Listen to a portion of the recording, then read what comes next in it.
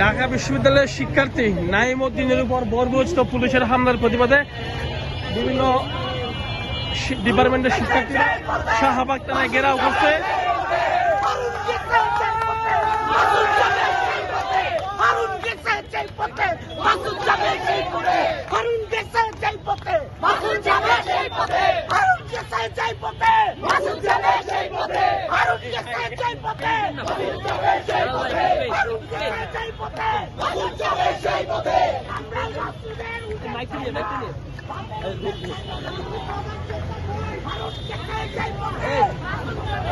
ভাই একটু শান্ত হন, ভাই একটু শান্ত হন,